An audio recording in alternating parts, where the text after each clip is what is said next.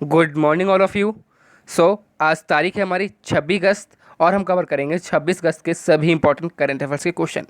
साथ ही साथ जो एक्स्ट्रा फैक्ट होंगे वो भी आज हम इस वीडियो में जानने वाले हैं। चलिए स्टार्ट करते हैं। हाल ही में किसने who painted my lust red नामक पुस्तक लिखी है? तो इसके बिल्कुल सही आंसर हो जाएगा ऑप्शन बी, यानी कि श्री अय्यर इसका बिल्कुल सही आंसर हो जाएगा। तो श्री अय्यर ने who painted my list read नामक पुस्तक लिखी है। ये रीड नहीं है एक्चुअली, ये रेड है। क्या है? रेड है। और ये पुस्तक लिखी गई है श्री अय्यर के द्वारा। रिसेंटली आप देख रहे होंगे काफ़ी पुस्तक लिखी गई हैं, जैसे कि वन अरेंज मर्डर, ये किसके द्वारा लिखी गई है? चेतन भगत के द्वारा लिखी गई है। जबकि गैस्ट्रिक कैंसर, ये के वेद के द्वारा लिखी गई है। तो तीनों ही बुक अभी रिसेंटली इसी महीने आई हैं, तो आपको याद रखनी है। महिलाओं को ऋण देने में कौन सा राज्य शीर्ष पर रहा है? देखिए, पूरा क्वेश्चन ये था, पीएम मुद्रा योजना के तहत महिलाओं को ऋण देने में कौन सा राज्य शीर्ष पर रहा है? तो इसका बिल्कुल सही आंसर हो जाएगा ऑप्शन ए, यानी कि तमिलनाडु राज्य इसका बिल्कुल सही आंसर हो जाएगा।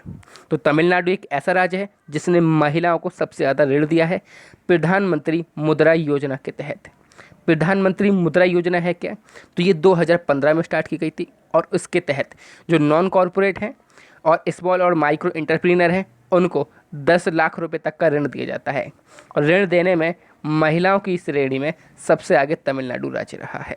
फिलहाल तमिलनाडु की यदि बात की जाए तो इसके जो रैपिड कैपिटल है वो चेन्नई है। सीएम कौन है? के पलनीस्वामी हैं। बनवारी लाल पुरोहित इसके गवर्नर हो जाएंगे।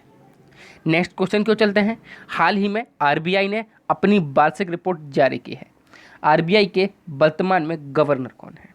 तो रिसेंटली वर्तमान में आप सभी लोग जानते हैं 25वें गवर्नर हैं शक्तिकांत दास, और इन्हीं के द्वारा आरबीआई की वार्षिक रिपोर्ट जारी की गई है। यानी कि इस वार्षिक रिपोर्ट में क्या होगा, तो आरबीआई का टोटल खर्च कितना आया है, टोटल आय क्या है, वृद्धि हुई है या फिर कमी हुई है, क्या आकस्मिक धन यानी कंटिजेंसी फंड में क्या हुआ है, धोखाधड़ी के मामलों में कितना परसेंट बढ़ गया, ये सारी रिपोर्ट जो है उसे हम लोग बोलते हैं वार्षिक रिपोर्ट। तो यदि बात की जाए इसमें, तो आरबीआई की जो कुल आय है इस समय 1,93,036 रुपये है। ठीक है, लेकिन 2018 से 19 के बीच में ये कितनी थी? 1,49,672 रुपीज़ थी। यानी कि इसमें वृद्धि हुई है। अब यदि बात की जाए यहाँ पर खर्च में कितने परसेंट कमी की गई है, तो 39.72% की कमी आई है खर्चों में। धोखाधड़ी के मामले जो हैं वो 74% बढ़ गए हैं। ये इंपॉर्टेंट एक फैक्टर है कि पूरे 74% यानी कि लगभग देखा जाए तो 80% जो है धोखाधड़ी के मामले बढ़ चुके हैं। तो ये बात भी आपको याद रखनी है। फिलहाल आरबीआई की बात की जाए तो इसकी स्थापना कब हुई थी? 1 अप्रैल 1935 में। मुंबई में इसका हेडक्वार्टर है। शक्तिकांत दास जो कि 25वें गवर्नर इसके प्रेजेंट टाइम के गवर्नर हैं। हाल ही में भारतीय वायुसेना ने उम्मीदवारों को करियर से संबंधित जानकारी और नौकरी का विवरण प्राप्त करने के लिए किस नाम से ऐप जारी किया है? तो रिसेंटली माई IAF, यानी कि ऑप्शन डी इस क्वेश्चन का बिल्कुल सही आंसर हो जाएगा। और इसी के नाम से एक ऐप जारी किया गया है इंडियन एयरफोर्स के द्वारा। तो अब जो भी कैरियर से संबंधित जानकारी चाहता है, नौकरी का विवरण प्राप्त करना चाहता है, इंटरव्यू वगैरह जो भी सारे प्रोसेस होते हैं वो इसी ऐप के द्वारा होंगे इंडियन एयरफोर्स के। फिलहाल इंडियन एयरफोर्स की बात की जाए तो 8 अक्टूबर 1932 में इसकी स्थापना हुई थी।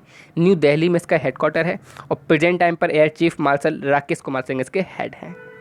हाल ही में महाराष्ट्र सरकार तथा AIIB ने मुंबई में उपनगरीय रेलवे प्रणाली की सेवा, गुणवत्ता, सुरक्षा और नेटवर्क क्षमता में सुधार के लिए कितने मिलियन अमेरिकी डॉलर पर हस्ताक्षर किए हैं?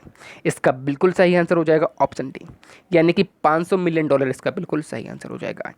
अब जो उपनगरीय रेलवे प्रणाली होती है उसकी सर्विस, क्वालिटी और सेफ्टी और नेटवर्क कैपेसिटी के लिए क्या किया गया है? लोन लिया गया है। अब एक्चुअली इसका टोटल जो कॉस्ट था वो आना था हमारा 997 मिलियन डॉलर, जिसमें से 500 मिलियन डॉलर AIIB दे रहा है। महाराष्ट्र गवर्नमेंट 310 मिलियन डॉलर का लोन दे रही है और जो रेलवे मिनिस्ट्री है इसमें 187 मिलियन डॉलर पहुँचा रहा है। और इसके तहत ये पूरी उपनगरीय रेलवे प्रणाली जो है वो सुधारी जाएगी।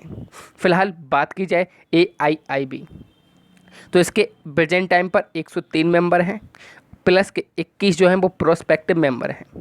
16 जनवरी 2016 को ये बनाया गया था। इसका हेडक्वार्टर कहाँ पर है? बीजिंग, चाइना में इसका हेडक्वार्टर है। बात की जाए महाराष्ट्र की, तो महाराष्ट्र की राजधानी क्या है? मुंबई है। उद्धव ठाकरे यहाँ के सीएम हैं और भगत सिंह कोश्यारी यहाँ के राज्यपाल हैं। हाल ही में डीआरडीओ प्रमुख का कार्यकाल 2 वर्ष बढ़ा दिया गया है। डीआरडीओ की स्थापना वर्ष क्या है? तो डीआरडीओ की जो स्थापना वर्ष है वो ऑप्शन डी यानी कि 1958 इसका बिल्कुल सही आंसर हो जाएगा। तो देखिए डीआरडीओ यानी कि defence research and development organisation, इसके जो हेड हैं वो जी सतीश रेड्डी हैं और इनका क्या होना था? कार्यकाल पूरा होना था, लेकिन एसीसी के द्वारा यानी कि अपॉइंटमेंट कमेटी ऑफ कैबिनेट ने क्या कर दिया? इनका कार्यकाल 2 वर्ष बढ़ा दिया है। और इसकी जो स्थापना हुई थी वो 1958 में हुई थी। न्यू दिल्ली में इसका हेडक्वार्टर है। हाल ही में विमेन ब्रिटिश ओपन 2020 का खिताब सोफिया पोपोव ने किसको हरा कर जीता है? इंपॉर्टेंट क्वेश्चन है।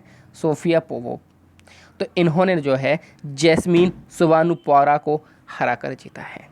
फिलहाल बात की जाए विमेन ब्रिटिश ओपन 2020, तो एक संस्था होती है LPGA, जिस प्रकार से ICC होती है वो क्या करवाती है? हमारे इंटरनेशनल क्रिकेट काउंसिल यानी कि क्रिकेट के गेम करवाती है। फीफा होता है जो कि फुटबॉल के गेम करवाता है, उसी प्रकार से LPGA होता है यानी कि लेडीज़ प्रोफेशनल गोल्फ एसोसिएशन।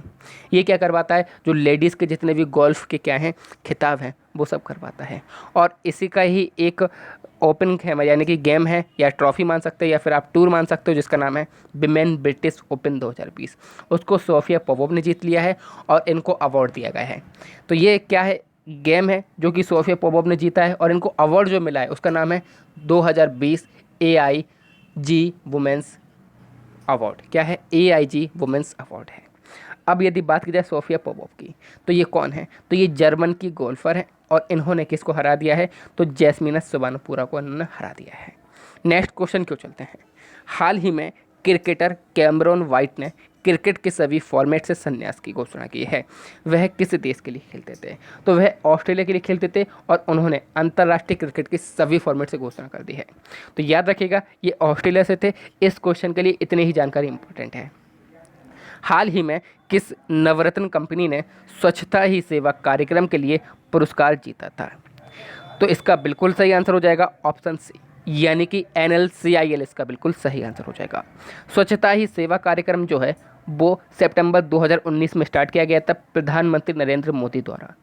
और इसी के तहत जो NLCIL है उसने क्या दिखाया है? स्वच्छता दिखाई है, यानी कि जो नेवेली है उसको प्लास्टिक मुक्त किया है, ग्रीन किया है यानी कि क्लीन किया है अपने पूरे पावर प्लांट को, या फिर जो कंपनी है लिमिटेड कंपनी इसको पूरे ग्रीन किया है। इसी कारण इनको इसके लिए अवार्ड दिया गया है। फिलहाल बात की जाए NLCIL, तो ये मैंने बोला है नवरत्न कंपनी है, इसका फुल नेम क्या है? तो NLCIL का फुल नेम है Neyveli lignite corporation India limited, जिसकी स्थापना 1956 में हुई थी। नेवेली जो कि शहर है चेन्नई का, तमिलनाडु में है ये राज्य में। राकेश कुमार इसके CMD हैं और इन्हीं ने महत्वपूर्ण भूमिका निभाई है राकेश कुमार ने। फिलहाल आपसे क्वेश्चन पूछा जा सकता है कि भारत में इस समय कितनी महारत्न, कितनी नवरत्न और कितनी मिनी रत्न कंपनी है? तो महारत्न की बात की जाए तो 10 कंपनियों को महारत्न का दर्जा है, 14 कंपनियों को नवरत्न का दर्जा है और 74 कंपनियों को मिनी रत्न का दर्जा है। हाल ही में किस देश के आर्मी 2020 फोरम में इंडिया पवेलियन का उद्घाटन किया गया है? तो इसका बिल्कुल सही आंसर हो जाएगा ऑप्शन ए यानी कि रूस इसका बिल्कुल सही आंसर हो जाएगा। तो रूस के मॉस्को में जो हमारे इंडियन के सेक्रेटरी थे राजकुमार और Indian ambassador DB Venkatesh Verma ने क्या किया है? इंडिया पवेलियन का उद्घाटन किया है। लेकिन किस में? तो वहाँ पर एक सम्मेलन टाइप का हो रहा था जिसका नाम था army 2020 international military and technical forum, उसी में इंडिया पवेलियन का उद्घाटन किया गया है। बात की जाए रूस की, तो रूस की राजधानी क्या है? मॉस्को है। व्लादिमीर पुतिन यहाँ के प्रेसिडेंट हैं। आई होप वीडियो समझ में आई होगी, तो प्लीज़ वीडियो को लाइक करिएगा, शेयर कीजिएगा, सब्सक्राइब कीजिएगा। Thank you all of you. जय हिंद, जय भारत।